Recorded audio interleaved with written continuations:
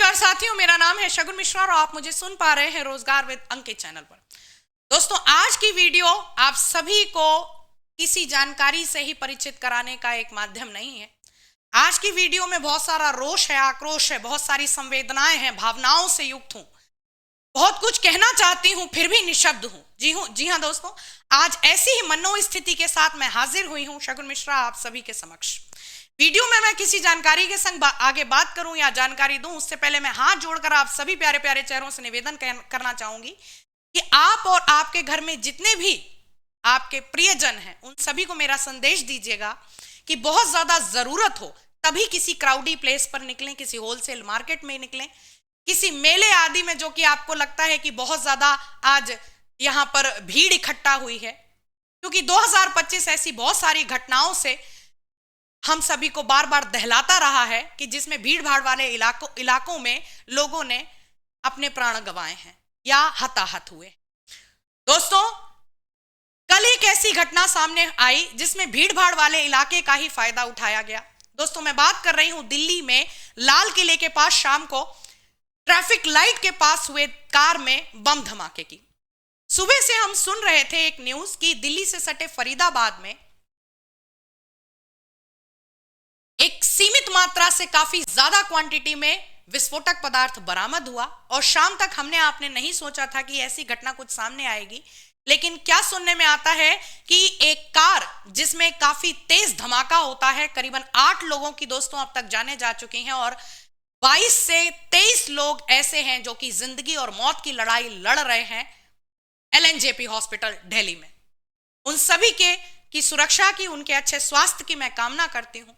लेकिन दोस्तों, एक बार फिर से कल की घटना ने एक ऐसे पेशे को कलंकित कर दिया है। जी हाँ दोस्तों, डॉक्टर और टीचर एक ऐसा पेशा होता है जिसपे इंसान बहुत आंख बंद कर कर भरोसा करता है। ईश्वर के बाद दूसरा दर्जा दिया जाता है डॉक्टरी पेशे को। इंसान के हाथ में जब अपने हाथ में चीजें नहीं रह जाती कि अब हम पता नहीं कैसे बचेंगे, इंसान एक समय ऐसा आता है कि जिंदगी भगवान के बाद दूसरे नंबर पे समर्पित कर देता है किस पेशे को? डॉक्टर को। कल सुबह दिल्ली से सटे फरीदाबाद में ऐसे ही 2 शख्स पकड़े गए जिनके पास बहुत अधिक मात्रा में विस्फोटक पदार्थ बरामद हुए, जिसमें करीबन 360 किलोग्राम की मात्रा में अमोनियम नाइट्रेट जैसा घातक विस्फोटक पदार्थ बरामद हुआ और टोटल जो एक्सप्लोसिव्स की क्वांटिटी है ये 2200 किलोग्राम से भी ऊपर गई है। आज हम इसी अमोनियम नाइट्रेट विस्फोटक के बारे में बात करेंगे। दोस्तों, अमोनियम नाइट्रेट एक दानेदार दिखने वाला सफेद रंग का विस्फोटक पदार्थ होता है। यदि इसको रसायन की दृष्टि से देखा जाए तो अमोनिया और नाइट्रिक एसिड HNO3 के द्वारा इसे प्रयोगशाला में NH4NO3 इस रूप में हम देखते हैं। देखा जाए तो ये नॉर्मली व्हाइट कलर का आपको ऐसा लग रहा होगा जैसे कोई भी रासायनिक उर्वरक हम खेतों में यूज करते हैं, वैसा ही कुछ साधारण नाइट्रोजनी उर्वरक है। हाँ, सच में ये एक बहुत ही नाइट्रोजन रिच फर्टिलाइजर है, मिट्टी को काफी ज्यादा मात्रा में नाइट्रोजन प्रदान करता है। लेकिन हम सभी को पता होना चाहिए कि इसकी एक फितरत होती है। क्या? कि जब इसको काफी ज्यादा टेम्परेचर का मतलब है कि नॉर्मल रूम टेम्परेचर से काफी ज्यादा अगर टेम्परेचर 45-50 डिग्री सेल्सियस की ही गर्मी ये झेल नहीं पाता, तो याद रखेंगे अमोनियम नाइट्रेट का भंडारण सबसे बड़ा टास्क है और इसीलिए इसको जब किसी कृषक को भी दिया जाता है, मतलब खेती की दृष्टि से भी इसका यदि क्रय विक्रय किया जाता है तो सरकार के द्वारा कुछ विशेष नियम है। एक निश्चित मात्रा से ज्यादा किसी ना इसे सेल कर सकते हैं, ना ही इसे परचेज कर सकते हैं।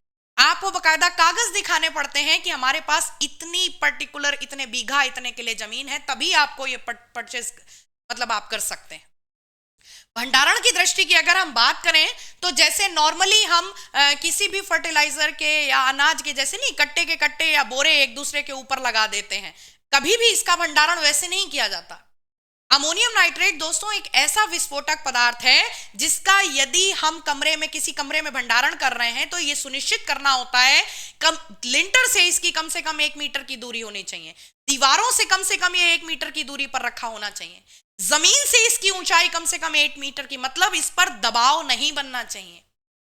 जिस कमरे में इसको हम रख रहे हैं उसका तापमान बहुत ज्यादा नहीं होना चाहिए, और जहां कहीं भी इसको हम रख रहे हैं ये सुनिश्चित करें कि बहुत अधिक दिनों तक इसको नहीं रखना है, क्योंकि इस रसायन से मैं आप सभी का ध्यान केंद्रित करना चाहूंगी एक घटना पर, जो कि 4 अगस्त सन 2000 की बात 2020 की बात है, माफी चाहूंगी। लेबनान की राजधानी बेरूत में बंदरगाह पे एक धमाका हुआ था, जिसमें अमोनियम नाइट्रेट जो कि डिकम्पोज हो रहा था, काफी ज्यादा मात्रा में बंदरगाह पे रखा हुआ था, वो फटा था। इस घटना ने पूरी दुनिया का ध्यान अपनी ओर आकर्षित किया था, और स्टार्टिंग में लोग, जिनको जानकारी नहीं थी कि अमोनियम नाइट्रेट भी हो सकता है, लोगों ने लाल धुएं का गुबार उठता हुआ आसमान में देखकर एक अंदाजा लगाया था कि शायद ये परमाणु बम विस्फोट है। दोस्तों, आप इसी घटना से अंदाजा लगा सकते हैं कि अमोनियम नाइट्रेट एक बहुत ही घातक विस्फोटक पदार्थ है। इसको कृषि आदि के क्षेत्र में बहुत विशेष कारणों से प्रयोग किया जाता है, और बहुत ही नियम कानून के साथ इसका क्रय विक्रय किया जाता है। ऐसा विस्फोटक यदि किसी ऐसे पेशे वाले व्यक्ति के पास मिलता है, एक बार मैं फिर से इन दोनों चेहरों से आप सभी को परिचित कराना चाहूंगी, डॉक्टर आदिल अहमद, डॉक्टर मुजम्मिल शकील। व्यक्ति ये कोई भी हो, लेकिन इनका पेशा ऐसा है कि अब शायद कोई भी इंसान डॉक्टरी पेशे पर भी यकीन करने से पहले 70 बार सोचेगा।